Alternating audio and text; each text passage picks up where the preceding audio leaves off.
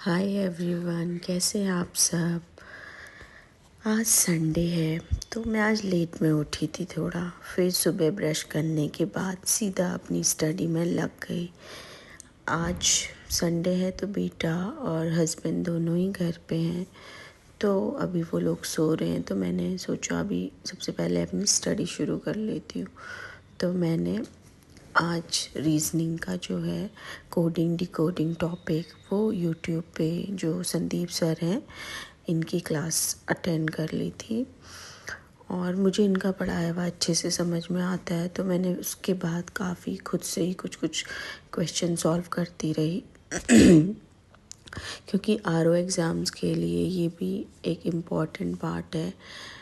Reasoning से 50 question आते हैं। तो जैसे मेरा मैथ्स वगैरह सिर्फ 10 तक ही था, उसके बाद था नहीं, और मेरे को थोड़ा टाइम भी लगता है रीजनिंग के क्वेश्चन सॉल्व करने में। तो मैंने सोचा अभी से स्टार्ट करूँगी तो एग्ज़ाम तक मेरी अच्छी तैयारी हो जाएगी। वैसे भी कहते हैं कुछ पाने के लिए कुछ खोना नहीं बल्कि कुछ करना पड़ता है। इसीलिए मैं भी अपनी छोटी छोटी तैयारियां जैसे भी टाइम मिलता है वैसे टाइम निकाल करके कर लेती हूँ। और अपने एग्ज़ाम्स के लिए मे बी एग्ज़ाम दिसंबर में फॉर्म आते हैं या मे बी जल्दी भी आ सकते हैं, क्योंकि हाई कोर्ट का डिसीजन जो था वो फाइनल हो गया है। तो अब एग्ज़ाम्स का नोटिफिकेशन कभी भी आ सकता है। तो अभी से तैयारी करेंगे फिर ही हमारा एग्ज़ाम्स निकलेगा। तैयारी तो शुरू हमें करनी होगी कैसे भी टाइम निकाल करके। वुमेंस के लिए थोड़ा टफ़ तो है बट करना पड़ेगा।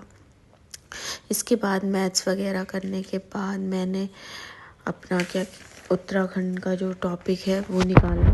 तो उसके बाद मैंने उत्तराखंड किया। अभी मैं सिर्फ उत्तराखंड और ये रीजनिंग वाला पार्ट ही कर रही हूँ, जिससे मुझे लगता है कि मेरे दोनों टॉपिक जो कंप्लीट हो जाए। उत्तराखंड में थोड़ा मुझे टाइम ज़्यादा लग रहा है क्योंकि मैं सोच रही हूँ कि उसको डीपली अच्छे से पढूँ मैं। और परीक्षा वाणी को आप जितना मर्जी रिवाइज कीजिए उतना कम होता है, इसलिए आप इसे बहुत बारी पढ़िए। बुक्स ज़्यादा होने से कोई फ़र्क नहीं पड़ता। आपके पास कम बुक्स हों बट आपका रिवाइज आप उसे बार बार करते रहें। Revise is the key of success. Revision करना ही है आपको किसी भी हालत में।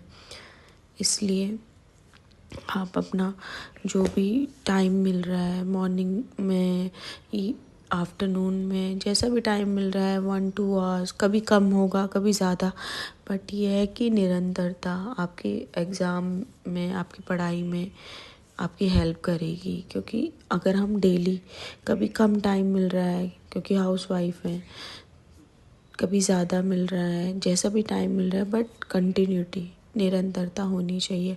आप डेली पढ़िए, चाहे थोड़ा पढ़िए, जैसा भी टाइम मिल रहा है, बट पढ़िए ज़रूर। मैं भी संडे के दिन कम टाइम मिलता है क्योंकि बेबी घर पे ही होता है, तो फिर उसको भी टाइम देना होता है। संडे उसको आउटिंग करानी होती है। संडे को हस्बैंड हम सब संडे हमारा ऐसा होता है कि वो बेबी के लिए होता है, क्योंकि वो भी 5 अपना स्कूल जाता है सारा दिन सैटरडे, तो संडे उसके लिए भी होता है। तो थोड़ा बच्चे को भी इंजॉय कराना होता है। अपनी स्टडी तो चलती रहेंगी, बाकी के काम भी करने होते हैं। इसलिए एज अ वीमेन आप अपना भी अपने बच्चों का भी आप खुद भी खुश रहिए, अपने बच्चों को भी खुश रखिए। और अपना जो भी गोल है आपका लाइफ के प्रति, आपने स्टडी करना है या कुछ भी करना है तो साथ में उसको भी रखिए, जिससे क्या होगा आप सबके लिए कुछ ना कुछ कर पाएंगी। Thank you so much for watching. Love you all. Bye bye.